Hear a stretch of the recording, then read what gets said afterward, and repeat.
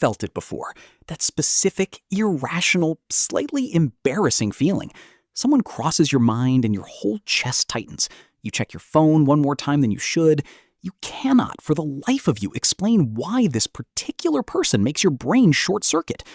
You call it falling in love, and you've probably assumed it's a fairly recent invention, something poets refined, something Hollywood perfected, something civilization taught you to want. It isn't. In 1981, an anthropologist named Owen Lovejoy published a theory that quietly rewrote what we thought we knew about the origin of the human body. He was trying to answer a strange question. Why did our ancestors start walking on two legs millions of years before they needed to for any obvious survival reason? His answer had nothing to do with seeing over tall grass or running faster. It had to do with carrying things. Specifically, carrying food back to one particular female and her offspring over and over, reliably, for years. Lovejoy's provisioning model suggested something radical. Bipedalism, the single trait that separates us most clearly from other apes, may have evolved not for survival efficiency, but for love. Or at least for something functionally identical to it. A bond stable enough that one partner would consistently feed another in exchange for exclusive access and cooperative parenting.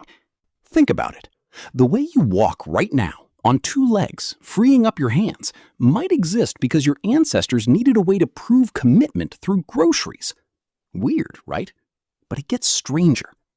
Anthropologist Bernard Chapai spent years studying how pair bonding, the tendency to form a specific, exclusive attachment to one other individual, may have completely restructured human social life. In his research, he argued that before pair bonding, early primate groups had no reliable way of knowing who was related to whom. Pair bonding solved that. Once a male and female stayed attached to each other consistently, kinship became traceable. Fathers became identifiable. Extended families became possible. Chapai called this the birth of human kinship itself, and he traced its root back to something that looks, from a certain angle, remarkably like falling in love.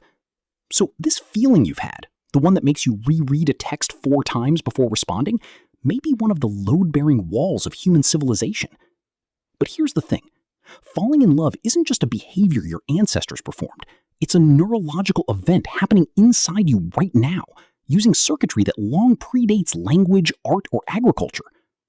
Anthropologist and researcher Helen Fisher at Rutgers University has spent decades scanning the brains of people who report being newly, intensely in love.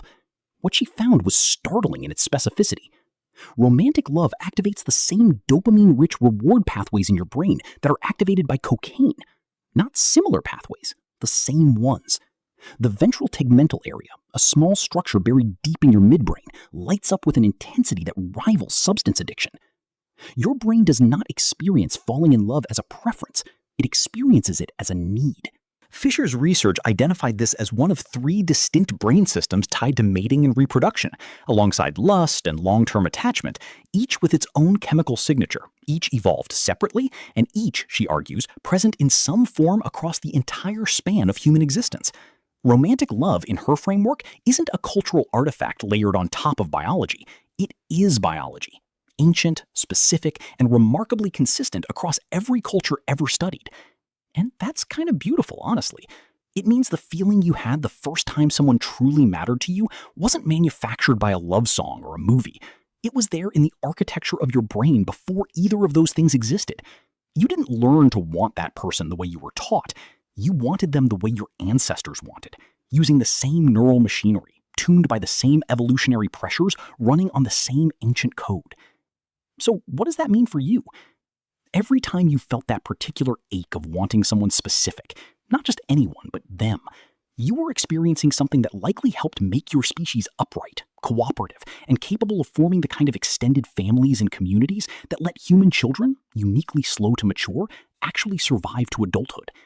Falling in love wasn't a distraction from survival. For your ancestors, it may have been the mechanism of survival itself. But here's what changes once you understand this. We live in a culture that often treats romantic love as either trivial, something to joke about, something adolescent, something you should grow out of, or as something purely cultural, a story we tell ourselves that other societies might not share. Neither is quite right. The intensity you feel, the specificity of it, the way it can genuinely reorganize your priorities and behavior, isn't a bug in the system or a story imposed on you.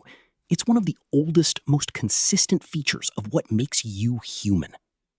Your ancestors didn't invent romantic love to pass the time between hunts. There's a real possibility it helped invent them, reshape their bodies, restructure their social world, and gave rise to the very family structures that allowed a uniquely helpless human infant to be raised by more than one committed adult. You felt it before, that specific, irrational, slightly embarrassing feeling. And now you know, it isn't irrational at all. It's one of the oldest, most load-bearing things you carry.